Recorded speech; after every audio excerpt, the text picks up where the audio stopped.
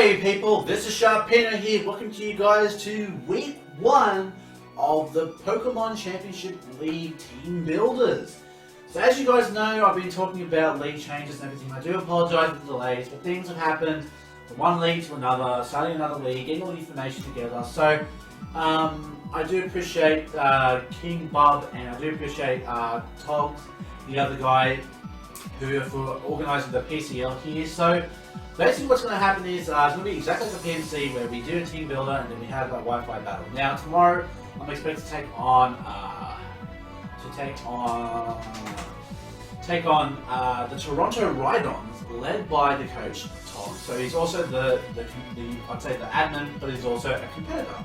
So there's 10 teams in total in the PCL. We'll be versing each other all once, maybe one more extra.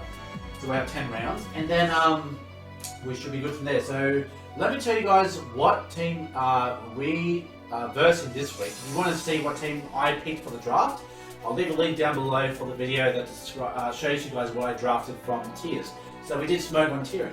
So the Toronto Rhydons are packing a Landorus T, a Togekiss, a Dragonite, Mega Aggron, Metagross, Heracross, Delphox, Ambipom, Sneasel, Torterra, Shedinja, and Armaldo. So he does have a lot of good Pokemon in his team. Now, my only cause for concerns for his team, first off is that Landorus T, because Choice Scarf Landorus T could do a lot of damage. I would definitely say Shedinja definitely is a worry, because if he can get Shedinja out, I need to make sure I have a Pokemon on my team that has an answer for it, otherwise I'm going to lose the game. So I have to make sure that I have at least most of my team having either Dark, a Fire, a Rock, basically anything weak to Ghost and Bug. So we just have to make sure we keep someone around on the off chance he does bring Shedinja. But if he doesn't, it works for us. So, Togekiss could be a problem. Mega Aggron. Now, I've had experience with Mega Aggron. If you guys watch me in the PMC, and a Rest Mega Aggron is a bitch to deal with. But hopefully, like I said, we can deal with it, and hopefully we can deal with his team here. But this is a team I brought, and I'll explain to you why I brought certain Pokemon as we go along. So the first Pokemon we have is Talonflame, standard Talonflame, Sharpbeak, Gale Wings, Great Bird, Flabberlift, Will-O-Wisp, and Roost. Really can't go wrong with that. Obviously a Pokemon that Talonflame can hurt on his team. Well, obviously it can hurt the Landorus T, obviously having the priority. It can do work to the Heracross, being quite effective flying.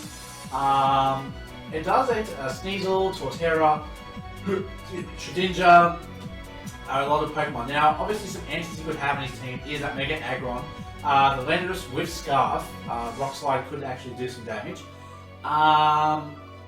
Armaldo can definitely be an answer, and even Torterra, if it's a defensive Torterra. Which, by the way, Torterra is my favourite starter. Torterra!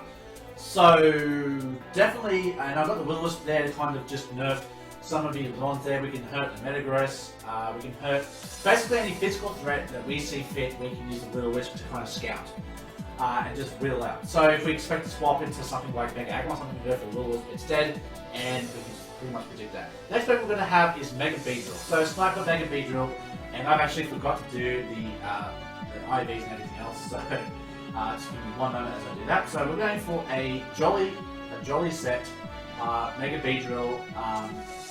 Obviously for it's for death, because its physical defense is absolutely pitiful. So U-turn, Poison Jab, Knock Off, and Protect. It's a standard Mega Beedrill set. Obviously a lot of Pokemon on his team that can hurt. It can hurt the Togekiss with Poison Jab. It can hurt the Metagross with Knock Off because it's pretty powerful. Heracross, I guess it could ball to some level. Don't hold me to it.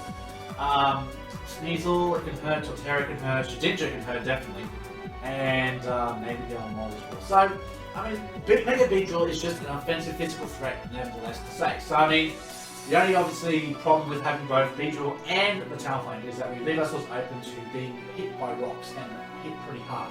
But not to worry, because we do have Donphin. Donphin is here to be the bulky physical wall here for our team. We've got Rocky Helmet on there, and he's packing the Earthquake, Ice Shard, Rapid Spin, and Stealth Rock. So not only does he answer for rocks, but he also gives out rocks at the same time. So I guess we could do one and the same. If we get rid of rocks, we can give out rocks at the same time. Now, The only way for me to get rid of rocks in his team, actually there's two ways for me to get rid of it, if he has Defog on Togekiss, or if he has the Rapid Spin for a Moldo, we do have those options to get rid of that. So we do have Rapid Spin and we have Stealth Rocks. But also he's a physical wall, so any physical threat like Landorus or even Sneasel, even though Sneasel probably would be an optimal mod to leaving, but the Rocky Helmet should do that, and he's max defense, max HP, so he can take physical hits for days. So he's there just to kind of be there to take hits and to get rid of the rocks. Next Pokemon we have is our X-Cloud here. X-Cloud going for a modest set here with Expert Belt and Scrappy. Now the reason why I picked Expert Belt instead of Choice Specs is because a lot of people expect Specs X-Cloud, which I mean does a lot of damage, but Expert Belt gives me that bit of freedom when it comes to in-game. So if he thinks that I'm locked into a move, we can go ahead and use that Expert Belt to our advantage. So Boom Burst, Flamethrower, so Focus Blast. Focus Blast being of course more so for the Mega Aggron, and I guess you could say it also hurts the Sneasel. And we have the Flamethrower of course for the Shedinja and everything else that's weak to fire as well, Surf for the Delphox and everything else. So I mean, the X-Cloud does cover pretty well, and we've made it max HP so it's able to dish out some damage, or just take some hits, because as much as I could make it a fast mod, I would rather just to be able to withstand hits than to take hits. I mean, there are a lot of Pokemon I'm worried about X-Cloud speed, because X-Cloud only has a base 68 speed. Next we have our not Mega Gengar, just a normal Gengar. Timid Natured with Life Orb, so we can go for Sludge Wave, Shadow Ball, Dazzling Gleam, and Destiny Bomb. Now, Dazzling Gleam can answer to a lot of Pokemon. It can answer to Dragonite, it can answer to Sneasel, it can answer to the Heracross even, that's another Pokemon it can answer to. So there's a lot of different Pokemon. The Gengar can answer to Sludge Wave, just for stab, Shadow Ball for stab, but also to hurt Delphox and the Shedinja. And Destiny Bomb can just be a last resort thing, so when I feel like I'm ready to give up Gengar, I can just go for Destiny Bomb and just do that. So yeah, pretty happy with that one there. And the last Pokemon we're going to have is Rotom Frost. Now, you guys might be wondering why the hell am I putting in Rotom Frost? Because what I'm trying to do with my team is I'm trying to use a bit of Pokemon from each tier. I don't want to have a team full of just OUs and just UUs, as most people would expect people to do. I thought I'll go ahead and again give some freedom to those, you know, the NUs, the RUs, the Pokemon that may not necessarily be used. Because a lot of people might expect me to use my mascot Hydreigon, but you know what, I thought I'd give Rotom Frost a go. Rotom Frost, this one set here, is a Choice Scarf set with Blizzard, Volt Switch, Thunderbolt, and Trick.